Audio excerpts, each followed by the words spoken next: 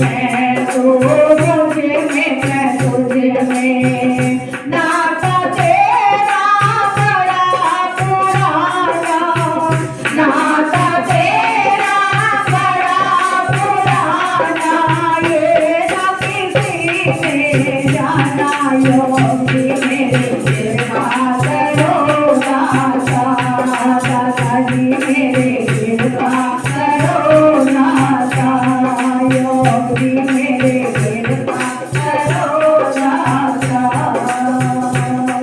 मेरी अखियाँ तेरी सूरत तेरी रसदी है, मेरी अखियाँ तेरी सूरत तेरी रसदी है, मैं की दरसा मैंने सुनी प्यारी लगती है, मैं की दरसा मैंने सुनी प्यारी लगती है, मैं की दरसा मैंने सुनी प्यारी लगती है, मेरे नैना दे विच सूरत तेरी रसदी है,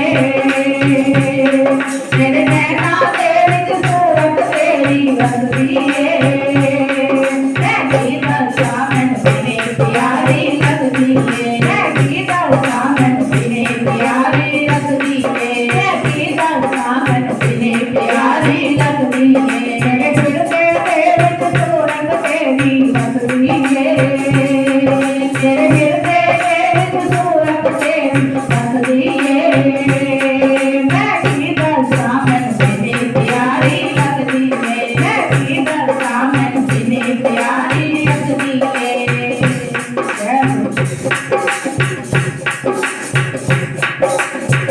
दूरो दूरो प्रेमियां दे बोल तेरे जयकारे, दूरो दूरो प्रेमियां दे बोल तेरे जयकारे, नाम तेरे दा डंका बजे सुत दे अजब नजारे, नाम तेरे दा डंका बजे सुत दे अजब नजारे, नाम तेरे दा डंका बजे सुत दे अजब नजारे, तेरी मूरत दे विच सूरत दिसदी रबदी है, तेरी मूरत दे विच सूरत दिसदी रबदी है, मैं की दरसा मैनू किन्नी प्यारी लगदी है, मैं की दरसा मैनू किन्नी प्यारी लगदी है, मैनू किन्नी प्यारी लगदी है, मेरे नैना दे विच सूरत तेरी रसदी है,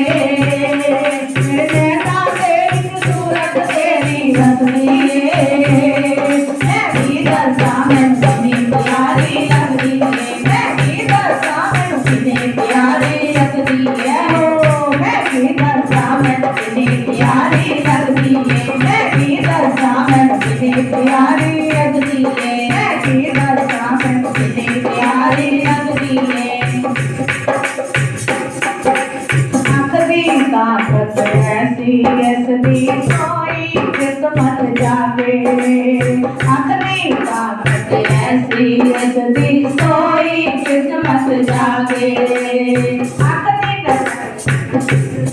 होवे गम दी हवा ना लगे, आखदी नजर है जिसमें होवे गम दी हवा ना लगे, ऐसा दर्शन करके धरती स्वागत करती है, ऐसा दर्शन करके धरती स्वागत करती है, मैं की दरसा मैनू किन्नी प्यारी लगदी है, मैं की दरसा मैनू किन्नी प्यारी लगदी है, मैं की दरसा मैनू किन्नी प्यारी लगदी है, नैना दे विच सूरत तेरी रसदी है, मेरी अखियाँ दे विच सूरत तेरी रसदी है, मैं की दरसा मैनू किन्नी प्यारी लगदी है, मैं की दरसा मैनू किन्नी प्यारी लगदी है, मैं की दरसा मैनू किन्नी प्यारी लगदी है, मैं की दरसा मैनू किन्नी प्यारी लगदी है, मेरी अखियाँ दे विच सूरत तेरी रसदी है,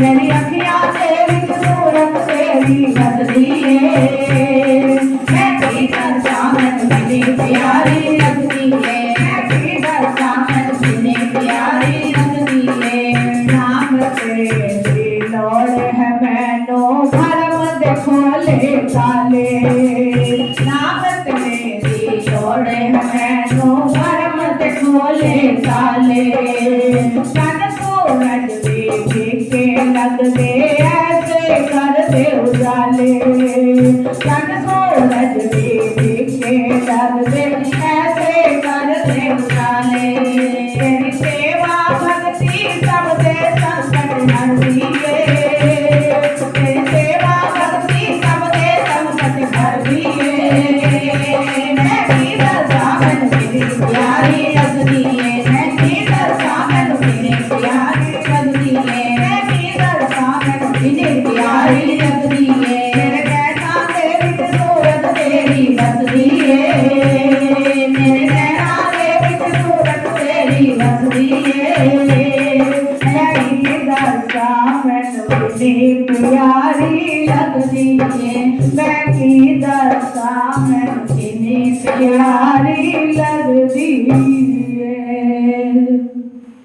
हाँ जी, संतों ने बड़े ही सुंदर शब्दों में कहा कि मेरी अखियां दे विच सूरत तेरी वसदी है, मैं की दसा मैनू किनी प्यारी लगदी है।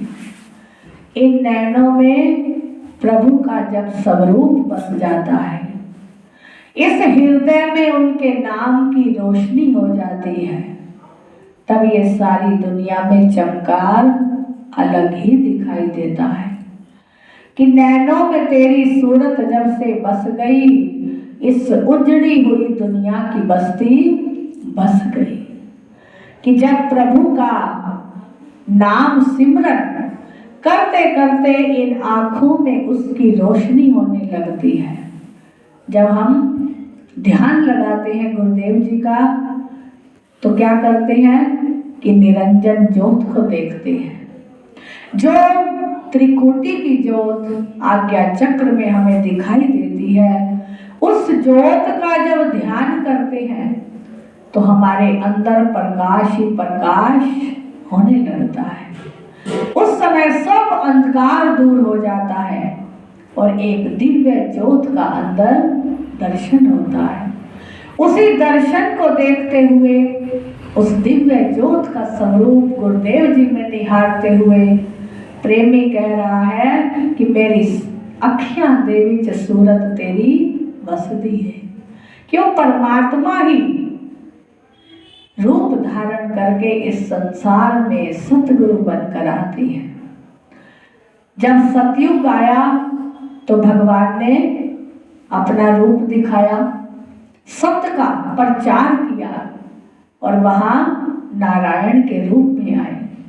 जब भगवान त्रेता में आए तो भगवान ने राम का स्वरूप बनाया और दैत्यों के साथ युद्ध करके सत्य की जीत की विजय दिलवाई।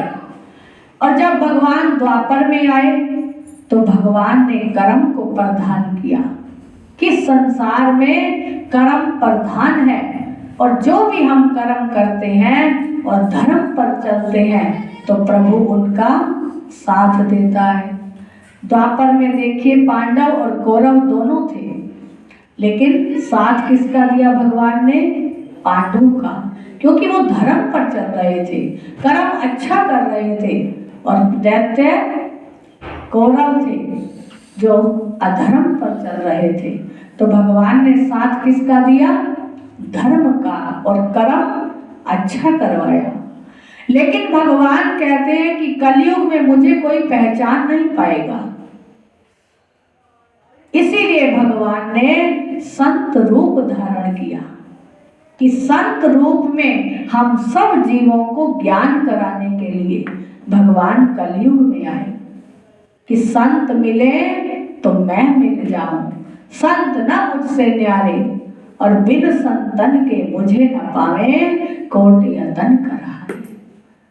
प्रभु कहते हैं कि जो संत मिल जाए, साधु मिल जाए, कोई शीलवंत साधु यदि मिल जाता है तो समझो कि हमारे भाग्य उदय हो गए। हमें उस प्रभु की मिलन की समय जो है, प्रभु मिलन की घड़ी है, वो हमारे नजदीक आ गई। अब प्रभु मिलने से हम दूर नहीं हो सकते। अब प्रभु मिल जाएगा संतों के अंदर। कि भगवान ने खुद कहा कि संत मिले तो मैं मिल जाऊं। संत में और भगवान में जो फर्क देखता है वो भी कभी मंजिल को तय नहीं कर पाता। जब संत में ही प्रभु का रूप देख लेता है वो प्रभु को पा जाता है, क्योंकि संत ही युक्ति बताते हैं प्रभु के पास जाने की, प्रभु से मिलने की।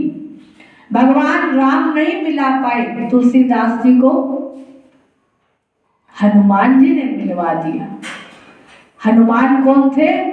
संत थे। और जब स्वामी तुलसीदास जी ने हनुमान जी से प्रार्थना की, वो उनके सत्संग में रोज आते थे। जब तुलसीदास जी चित्रकूट के घाट पर सत्संग किया करते तो वहां हनुमान जी संत रूप में आते। हमने देखा कि हनुमान जी का कौन सा चोला है? नारंगी, संत चोला है। और वो क्यों बना? क्योंकि वो तुलसीदास जी के पास भगवान के चरित्रों को सुनने आते थे। जब तुलसीदास जी राम के चरित्र को गान करते तो भगवान वहां सबसे पहले पहुंच जाते हनुमान जी। और सबसे पहले पहुंचकर सब संगत के लिए, जितने भी वहां सत्संग को सुनने आते, सबके लिए जगह बनाते, छिड़काव करते, फूल बिछाते, भगवान का आसन लगाते और सबको जल पिलाते। लेकिन भगवान होते हुए भी हनुमान जी सेवा में लगे। कर्म अच्छा किया उन्होंने और कर्म के साथ ही धर्म भी निभाया कि मैं राम कथा में आया हूँ तो मैंने सब में ही राम को देखकर राम की सेवा भी करनी है। तो वहां हनुमान जी ने संत रूप में जब राम कथा सुननी शुरू करी और तुलसीदास जी रामायण को पढ़ते पढ़ते भाव विभोर होने लगे कि मुझे राम कब मिलेंगे, मुझे इस जीवन के अंदर यदि राम के दर्शन ना हुए तो ये जीवन व्यर्थ चला जाएगा। ना जाने कितने जन्म पहले मिले और अब फिर यदि राम को ना पाया तो ये जन्म फिर व्यर्थ चला जाएगा।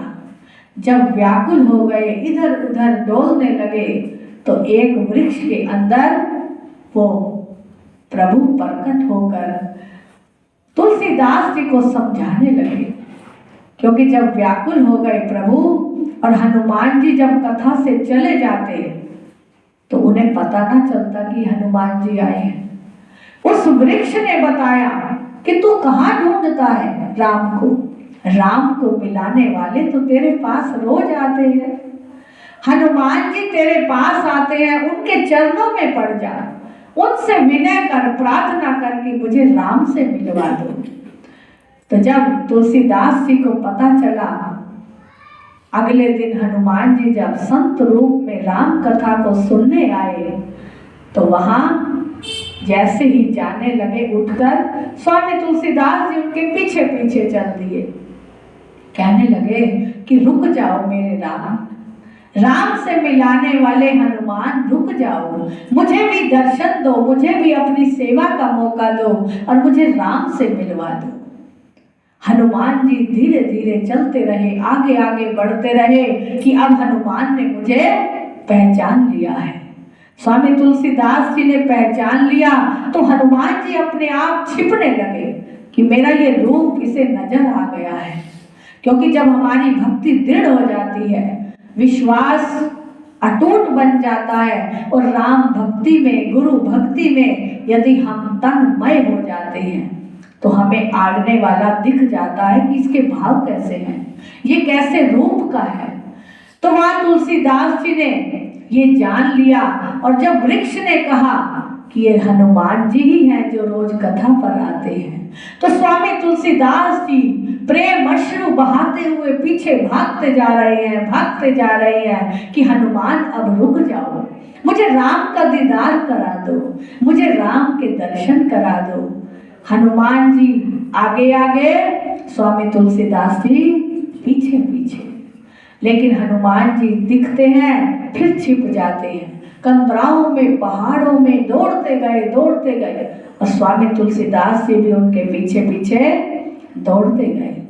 एक जगह ऐसी आई कि हनुमान जी के वहां पैर छप गए।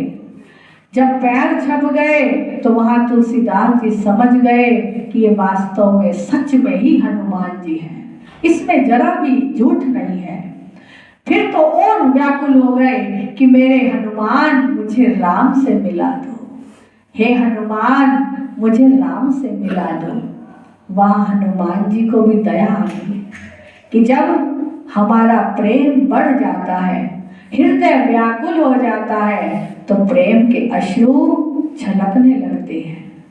तभी संत कहते हैं कि प्रेम छिपाया ना छिपे, जाघट परगट होए, और मुख से तो बोले नहीं, नैन देत हैं रोए। जब हमारी गागर भर जाती है तो पानी छलकने लगता है। जब हृदय में प्रेम भर जाता है, उसके मिलने की तड़फ बढ़ जाती है, तो वो प्रेम की तड़फ आंखों से झलकने लगती है। स्वामी तुलसीदास जी का भी यही हाल था कि अब तो हनुमान राम से मिलाना पड़ेगा। मेरा ये जीवन जो व्यर्थ जा रहा है, अब इसे सकारत करना पड़ेगा। हनुमान जी भी दया आतुर हो गए, दीन दयाल हैं, और प्रभु की भक्ति में जब उन्होंने देखा कि राम को पुकार रहे हैं, तो स्वामी तुलसीदास जी को उठाकर गले लगा लिया। तुलसीदास जी कहती है कि तुम ही हो जो राम से मिलाने वाले हो। राम से हनुमान जी ने वादा किया कि मैं तुम्हें मिलाऊंगा। जब अगला दिन हुआ तो हनुमान जी ने कहा कि चित्रकूट के घाट पर बैठ जाओ और चंदन घिस घिस कर जो भी जीव आता है उसे लगाओ, और जब भगवान राम यहाँ आएंगे तो उन्हें भी तिलक लगाओगे। तुम पहचान जाना, भगवान धनुषधारी आएंगे, मुकुट सिर पर होगा, शील स्वभाव होगा, और उनका विवेक, ज्ञान और भक्ति से भरा स्वरूप होगा। उनके स्वरूप को देखते ही एक अलौकिक तेज दिखाई देगा, समझना कि वही राम है। अब स्वामी तुलसीदास जी अनजान, हम जैसे मंद बुद्धि वाले भी नहीं देख पाते प्रभु को, और स्वामी तुलसीदास जी भी ये मन से भूल गए। तिलक तो लगा दिया जब भगवान राम आए, लेकिन पहचान नहीं पाए कि ये भगवान राम है। भगवान राम चले गए। हनुमान जी ने कहा कि राम के दर्शन किए तुलसीदास जी, भगवान राम तुमसे मिलने आए थे।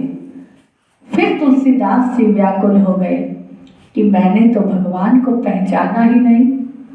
फिर हनुमान जी के चरणों में गिरकर रोने लगे, पछताने लगे कि अब मैं भूल गया हूँ, मैं पहचान नहीं पाया कि भगवान राम कब आए और कब चले गए। क्योंकि भगवान हर एक को नजर नहीं आते हैं, सबके अंदर, लेकिन जो उनका स्वरूप विराट है वो किसी किसी को नजर आता है। इन चरम नेत्रों से नजर नहीं आएगा वो जब तक हमारे दिव्य नेत्र नहीं जागेंगे। इस मल की मलिनता नहीं मिटेगी, इस मन का मल विक्षेप नहीं मिटेगा, इस हृदय का आवरण नहीं हटेगा। मैं और मेरी का पर्दा जब तक दूर नहीं होगा, वो राम तुझे हाजर हजूर नहीं होगा। वो कैसे दिख जाएगा? लेकिन हनुमान जी की कृपा तुलसीदास जी पर अपार थी। कहने लगे कि मैंने तुझसे वादा किया है तो राम से मिलाऊंगा तो जरूर। थोड़े दिन बीते, फिर जब पूर्णमासी का चंद्रमा निकल आया, सूर्य उदय हुआ, और स्वामी तुलसीदास जी का काम था चंदन घिस घिस कर सबको तिलक करना। एक दिन हनुमान जी ने कहा कि अब राम आएंगे, राम आएंगे तुलसीदास, और जब तुम तिलक दोगे रघुवीर को तो उस समय मैं तुम्हें छंद सुनाऊंगा।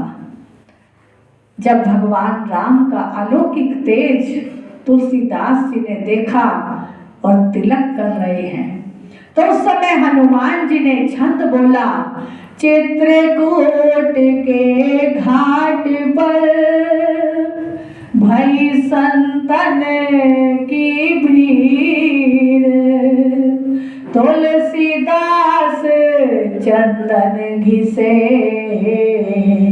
और तिलक देत रघुवीर।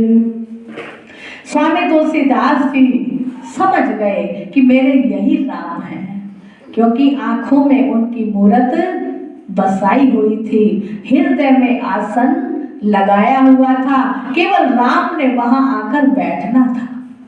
जैसे ही हनुमान जी ने कहा कि चित्रकूट के घाट पर भई संतन की भीड़, कि वहां संत महापुरुष सब आ रहे हैं, ऋषि मुनि, और स्वामी तुलसीदास जी सबको तिलक कर रहे हैं। और तिलक करते करते रघुवीर जी आ गए कि तुलसीदास चंदन घिसे और तिलक देत रघुवीर।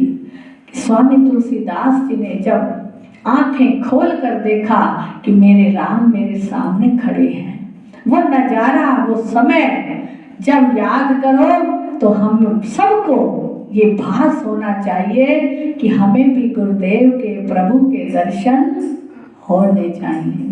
जब वो अलौकिक दर्शन होंगे तो ये मन गदगद हो जाएगा। ये मन का दर्पण जब साफ हो जाएगा तो उसमें प्रभु राम का दर्शन हो जाएगा। स्वामी तुलसीदास जी बड़े ही हर्षोल्लास से भर गए, राम के चरणों में पड़ गए कि हे मेरे प्रभु, हे मेरे रघुवर, आपने ये मेरा जीवन सफल कर दिया।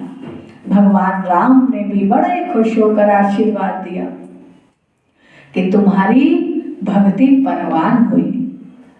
और उस समय तुलसीदास जी ने कहा कि हे प्रभु, मेरी ये इच्छा है कि मैं आपके चरित्रों को सुनता हूँ, पढ़ता हूँ, लेकिन यदि ये चरित्र मैं लिख पाऊँ तो आप मुझे आशीर्वाद दो कि आपके एक एक चरित्र जो मुझे हनुमान जी सुनाते हैं, उन चरित्रों को मेरा दिल है कि मैं भी सुनूं और ये सारा संसार सुने, ये सारा संसार पढ़े। मुझे ऐसी शक्ति दो, भक्ति दो कि मैं आपके चरित्रों को लिख पाऊं। वहां भगवान राम ने आशीर्वाद दिया और भगवान शंकर भी वहां आ गए चित्रकूट में कि राम की जो महिमा लिखना चाहता है तुलसीदास, मैं तुम्हारे साथ हूँ। माँ सरस्वती जी भी आ गई, गणेश जी भी आ गए, ब्रह्मा विष्णु सब वहां आ गए कि ऐसी अलौकिक जो रचना लिखने चले हैं स्वामी तुलसीदास जी, हम सब की शक्तियां तुम्हारे साथ हैं। स्वामी तुलसीदास जी के तो नाम हुआ, लेकिन वो चरित्र हम सबके लिए बनाया गया।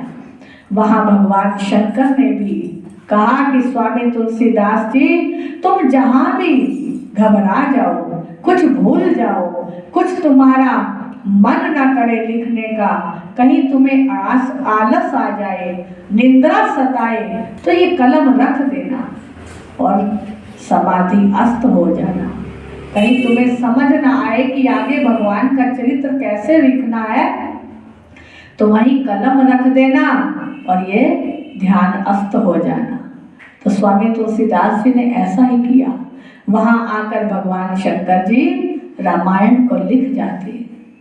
तो देखिए स्वामी तुलसीदास जी ने लिखी, उसमें शंकर भगवान की, राम प्रभु की, सरस्वती, गणेश जी, ब्रह्मा विष्णु महेश सभी देवी देवताओं की कृपा भरी है।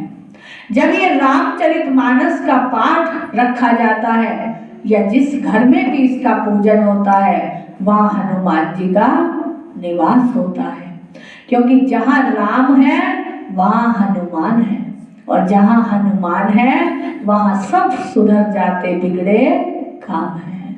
तो ये हमारे मन के अंदर भाव होना चाहिए कि प्रभु की मूर्त हमारे हृदय में बसी रहे, हमारे नैनों में बसी रहे, ताकि ये मानुष जन्म हमारा सफल हो जाए। कि बार बार मानुष का पाना बच्चों वाला खेल नहीं। ये बार बार मानुष जन्म मिले ये कोई जरूरी नहीं है। 1,84 योनि के बाद मिला है, अब मिले या ना मिले, गुरु की सेवा भक्ति में ये जीवन गुजर जाए। तुलसीदास जी ने कब पाया? जब हनुमान जी को गुरु बनाया। हनुमान जी रोज कथा सुनने आए, लेकिन उनके अंदर पहचान भी नहीं हुई कि ये हनुमान जी हैं। जब उन्होंने गुरु रूप में धारण किया तो उन्होंने राम से मिलवा दिया। गुरु के बिना हम कुछ नहीं पा सकते। गुरु ही हमें मार्ग दिखाते हैं, हमें सच्चा राह दिखाते हैं कि हमने प्रभु की प्राप्ति कैसे करनी है। ये नहीं कि हमने जोत जगाई, माला फेर दी, 2-4 भजन बोल दिए, पूजा पाठ हो गई, तो ये भगवान को पाने की युक्ति है।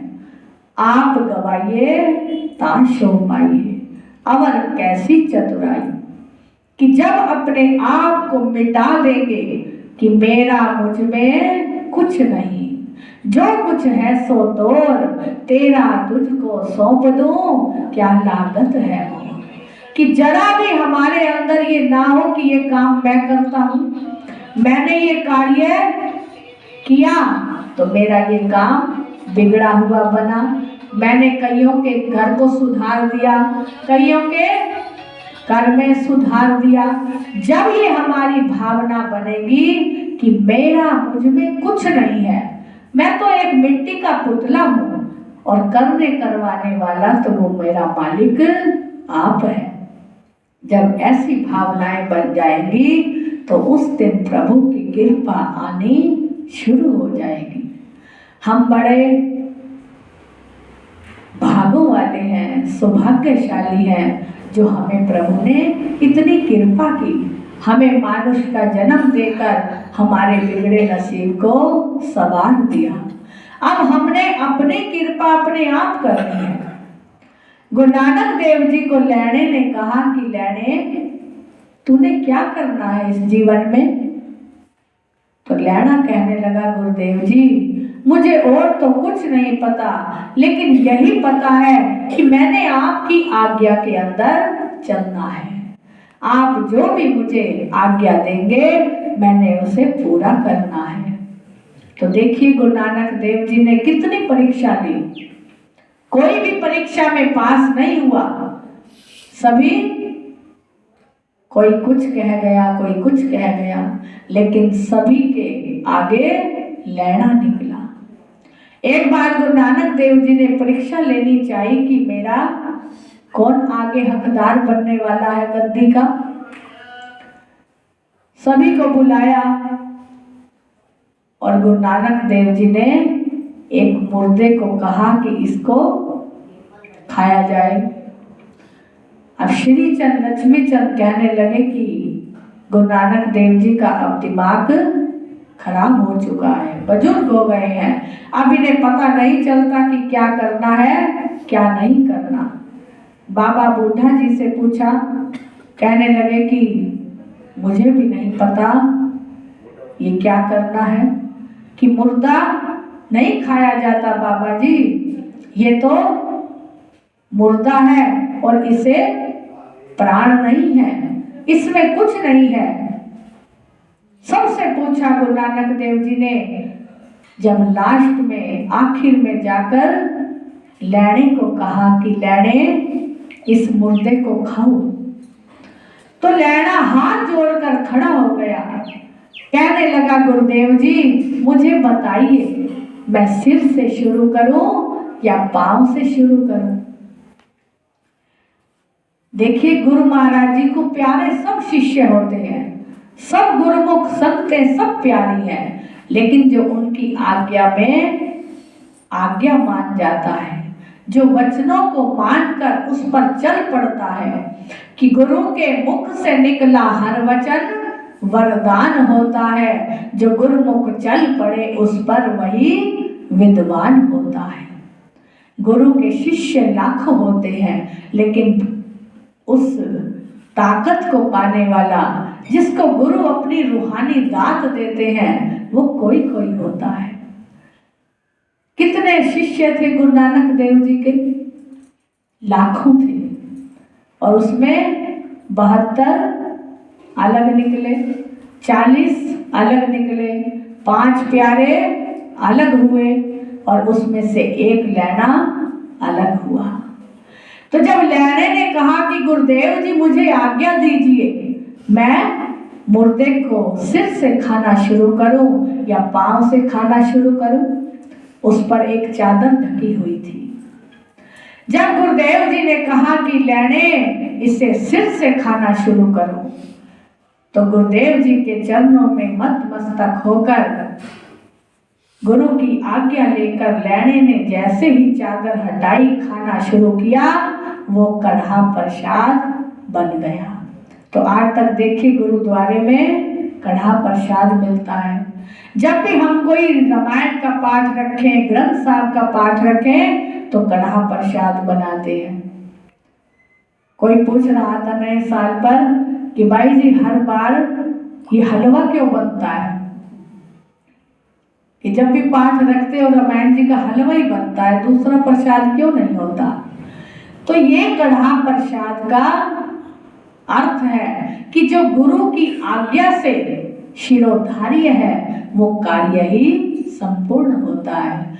तो वहां गुरु नानक देव जी ने जब ऐसी नई लीला की, तो सब दुनिया देखकर हैरान हो गई कि कहाँ तो मुर्दा था और कहाँ कढ़ा प्रसाद बन गया। वो क्यों बना? वो गुरु का आशीर्वाद था, प्रसाद में ही आशीर्वाद बन गया, क्योंकि लैने ने आज्ञा को माना, उसने अपनी मन मर्जी नहीं चलाई। सबने कहा कि गुरुदेव का दिमाग वो हो गया, अब बुजुर्ग हो गए। श्री चंद लक्ष्मी चंद जी ने भी कहा कि अब गुरु को पता नहीं चलता क्या बोलना है, कहीं मुर्दा भी खाया जाता है। लेकिन लैने ने क्या कहा कि गुरुदेव जी मुझे आज्ञा दीजिए, मैं सिर से शुरू करूं या पांव से शुरू करूं? कि जो सेवादार गुरु की हाँ में हाँ मिला देता है, वही गुरु का प्यारा बन जाता है। थे तो सब सेवादार, हम भी सब सेवादार हैं, लेकिन ना जाने कौन सा प्यारा गुरु का प्यारा बन जाए। इसीलिए संत जन कहते हैं, गुरु की हाँ विच हाँ मिला के लैने पदवी पाई। लैने ने ये नहीं कहा कि मैं अपने मन की चलाऊं, या गुरुदेव जी आप ऐसा काम नहीं, ऐसा करना है। उसने कहा कि जैसे मेरे गुरुदेव ने फरमाया है, मैंने वैसा ही करना है। मेरा मन तो है ही नहीं, मेरा मन तो गुरुदेव जी के पास पहले दिन ही चला गया, जिस दिन मैं उनकी शरण में आ गया, जिस दिन मैं उनका हो गया, जिस दिन मैंने गुरु के मंत्र को पा लिया, उस दिन ये मन मेरा गुरुदेव के चरणों में लीन हो गया। जब मन है ही नहीं, तो मन अपनी क्या चलाएगा? वो तो गुरु की मर्जी ही चलेगी। तो इसीलिए संत जन कहते हैं कि आते तो सब हैं, लेकिन पाता कोई कोई है। इस संसार के अंदर जो भी गुरु का प्यारा बन गया, गुरु का दुलारा बन गया, जिसने गुरु की सेवा भक्ति के अंदर, आज्ञा के अंदर अपने जीवन को ढाल दिया, उसकी 84 लाख गुरु ने काट दी। ऐथे आ 84 तेरी कट जाएगी, ऐथे आ 84 तेरी कट जाएगी, ऐथे आ 84 तेरी कट जाएगी, ऐथे आ 84 तेरी कट जाएगी। मेरी जन्म वाली कट जाएगी, मेरी जन्म वाली कट जाएगी, ऐसे आ 84 तेरी कट जाएगी, ऐसे आ 84 तेरी कट जाएगी।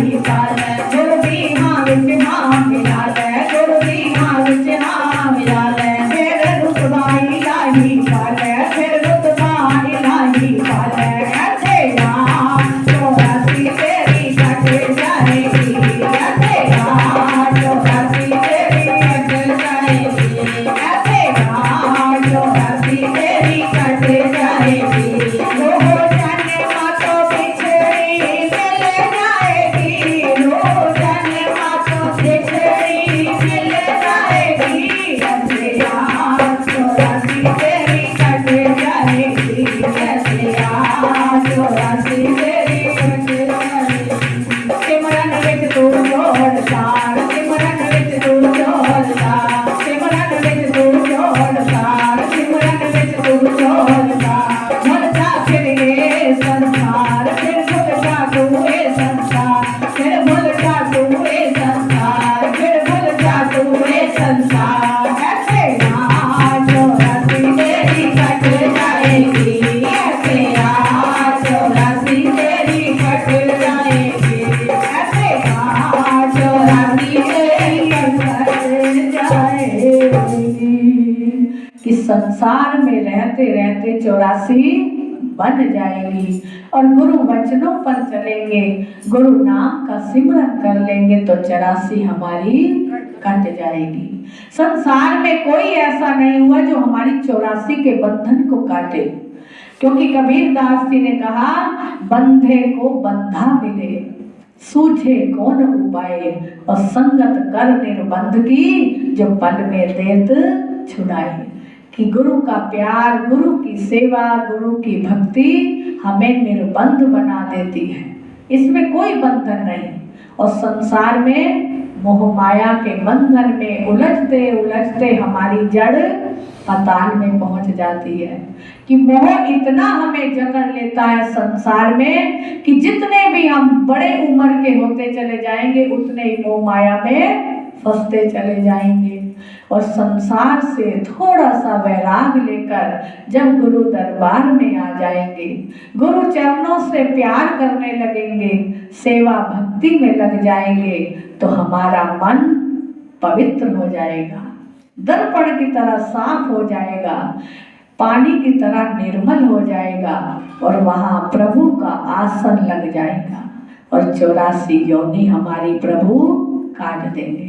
तभी संतों ने कहा मेरी अखियां दे विच सूरत तेरी वसदी है मैं की दसा मैनू कितनी प्यारी लगदी है मैं की दसा मैनू कितनी प्यारी लगदी है मैं की दसा मैनू कितनी प्यारी लगदी है मैं की दसा मैनू कितनी प्यारी लगदी है नाम तेरे जी जोड़े मैनू भरम दिखोले वाले नाम तेरे जी जोड़े मैनू भरम दिखोले साले चढ़ तारे जी के लगते ऐसे कर दे उजाले चढ़ तारे जी के लगते ऐसे कर दे उजाले तेरी सेवा भक्ति सब दे संकट हर दिए तेरे सेवा भक्ति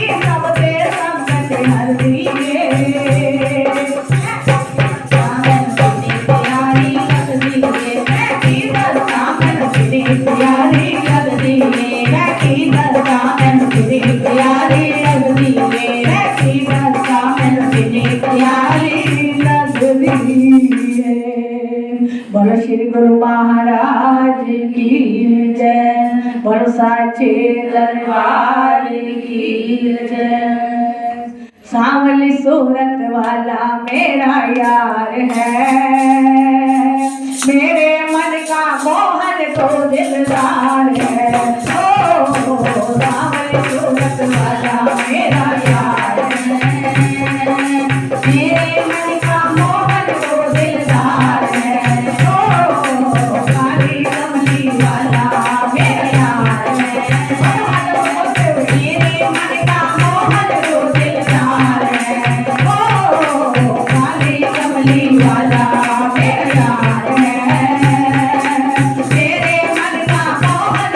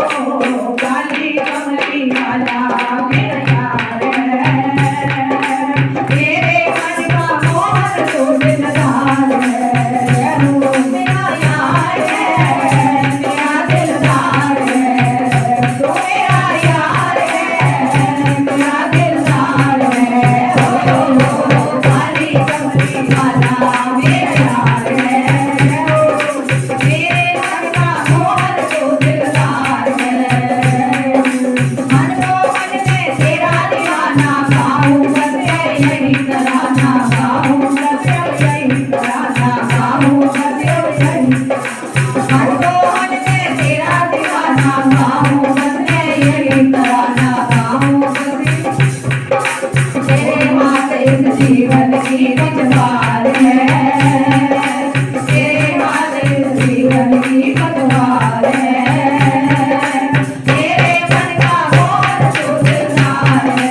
ओ काली कमली वाला मेरा है। तेरे मन का कौन सुधार है। तू मेरा मैं तेरा प्यारे, ये जीवन अब तेरे सहारे, ये जीवन अब तेरे सहारे, ये जीवन अब तेरे सहारे। तू मेरा मैं तेरा प्यारे, ये जीवन अब तेरे सहारे, ये जीवन अब तेरे सहारे, ये जीवन अब तेरे सहारे। तेरे हाथ इस जीवन की पतवार है। तेरे हाथ इस जीवन की